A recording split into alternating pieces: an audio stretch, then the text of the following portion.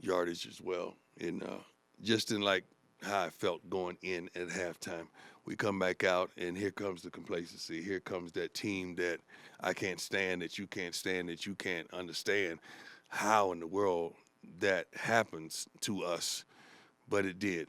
And didn't turn it back on, I think, until late in the fourth quarter when we were able to go down and get a score, and we go down and then they tied up and we got overtime, and you don't want to go in overtime because they have nothing to lose. Nothing to lose. I was surprised that they kicked the field goal the first time. I thought they was just going to go for two and try their best to get it over with. But they were resilient. Big win by them. Horrible loss by us. Let's go. Hey, Coach. Brian Howard from the How you Daily doing? Camera. Obviously, that second half, it was the connection from quarterback to 13 was killing you guys, and Travis was on him quite a bit. What were you seeing in that matchup between Travis and? Well, we didn't play well, not just Travis.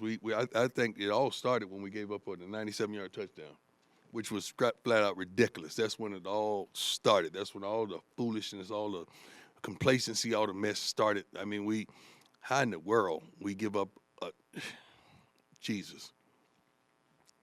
Our secondary did not play the best game, especially at the cornerback position. Coach, Matt Smith, 104 through the fan. Yes, It seemed sir. like in the second half, maybe just some communication issues there with the coaching staff.Id you feel that? In what regards? Substitution errors? It felt like- Substitution on defense? Yes, sir. Yeah. There's so many different packages that you run and so many different personnel, but you got to understand we're basing our change of personnel on what they're changing. So that kind of happens when they're having different personnel groups and the referee is holding the game up, so we get a chance to substitute as well. What was happening is one guy was coming off the field appropriately, and he saw something, and he stopped. So that gives us 12 men on the field. It was things like that was transpiring, which we can't even wrap our head around it because we practice this stuff repeatedly. Again, along the same line, some of the substitution things, the penalties. You've defended Coach Kelly at every turn. Yeah. This is one where now people are going to start pointing fingers, and you said, Well, that if you're going goes. to point the fingers, point it at me because if I'm allowing it, it should be on me, not him. Point it on me. We go over this stuff. And there are times where you know what group is in, you know what group you're on, but you have a lapse of understanding in those crucial moments. Right now, we're not built for the moment. We're not built for the moment. Some of our players aren't built for the moment where they have to make a play or they have to keep contained or they have to make a block or they have to get another yard. We're not built for the moment right now. Hey, Coach, Tyler King with the Denver Gazette. Yes, sir.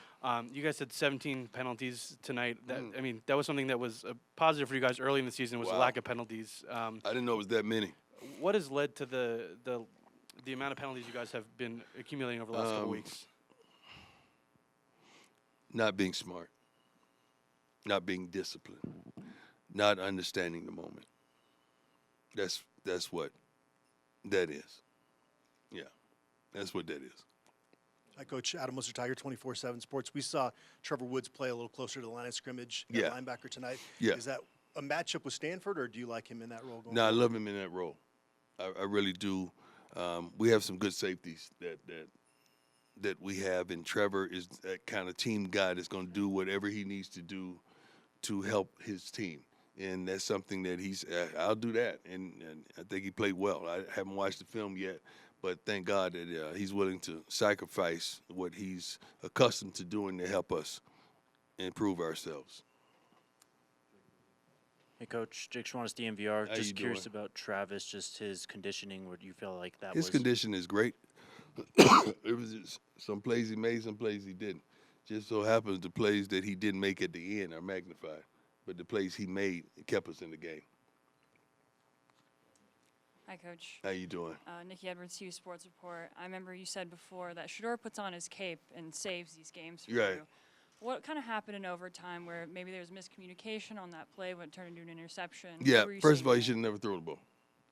Should have never thrown the ball. I don't know if they played it on a replay to show what happened with the receivers on that play. Did they show it? Right.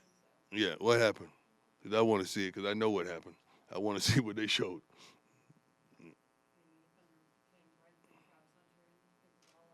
Yeah, I think something else transpired on that play that shouldn't happen. So he shouldn't have never thrown the ball though.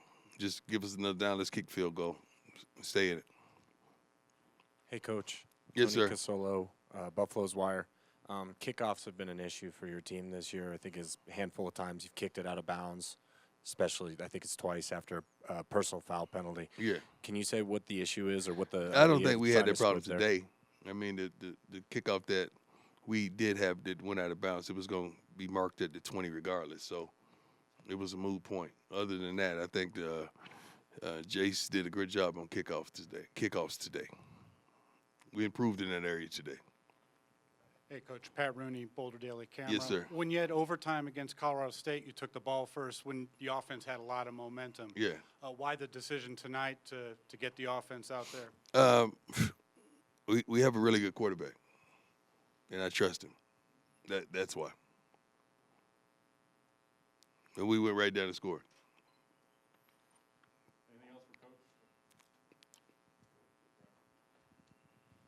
Coach, you mentioned the complacency with this team. You guys now have 2 weeks before you play again.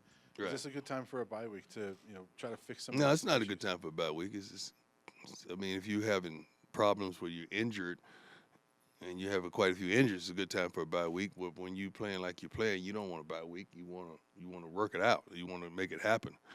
I wish we could play again next week. I really do. We talked about the complacency of the defense. And Complacency of everybody. Yeah, Yeah. I wanted to talk about the offense a little bit. I mean, giving up that amount of points in the second half is obviously unacceptable. Yes, But the yes. offense obviously also has to contribute in some way. Yeah, true. Can you talk about that a little bit? Yes, you're right. I don't need to talk about it. You said it. Coach, just one personnel thing. Mm-hmm. Juwan Mitchell, I didn't see him out there at all. Yeah, Is he with this team still? yeah. Is he injured? Ask him what happened. Next guy. Just simply put, I mean, how does this team go forward after a defeat You like have this? no choice but to go forward. That's life. This ain't the only thing that's going on in life. I mean, all you guys are dealing with something. You still moving. You still progressing. You still going forward. We got to do the same darn thing. We didn't expect that. There's a lot of things that goes on in life that's unexpected, and this is one of them. We got to knuckle up and let's go. We can't sit down and have no pity party. Y'all don't feel bad for us. Some of y'all are ecstatic about what transpired today, and I know that. But that's cool. We're going to take this one on the chin because we deserve it. 29, I've never been in one of these type. I don't remember, from youth on, I don't remember being up 29-0 and losing a football game. I really don't. This is a little tough for me, and I'm trying my best. And I thank you all for your patience, and I thank you for your heart, because this is really tough for me. But you can see when I'm amping up and I kind of see this stuff coming, you can see why I go at it like I go at it, because I could feel my team. I could feel what's about to transpire, and here we go. I mean, how important are the next maybe 24 Every to game 40 is important. next 24 to 48 hours in terms of flushing this and moving past it? Well, you got to they got to, what I just said in the locker room to the team is they got to make up in their mind, are they in love with this game or are they in like with it? Because when you love something, you give to it unconditionally. You give everything you got to it, but when you like it, that's just the button you push. And it lights up in a like. That's what they do on social media. So we got to figure out, do they love it or do they like it? And it's hard for me because I love this. I love it. Without a shadow of a doubt, I am truly 100% in love with this thing. And I just want people to match me. Just match my passion, match my heart, match my love, match my consistency, just match my mannerisms, just match every darn thing I give to this game. I love this. Sadly, I love it so much, but the game don't even occupy the ability to love you back. That's a strange love, isn't it? Coach, you spoke, Patrick Dawson, Scope Up Sports. You spoke about struggles in the secondary. What are some things that you and the coaching staff are going to look at throughout the bye week? For the Well, next game? you can always look at personnel, but it is what it is. It is what it is. So that was hard to look at. Defensive backs either play to make a play or play to stop a play from being made. I like the guys who play to make a play. I really do. We got to get to that point.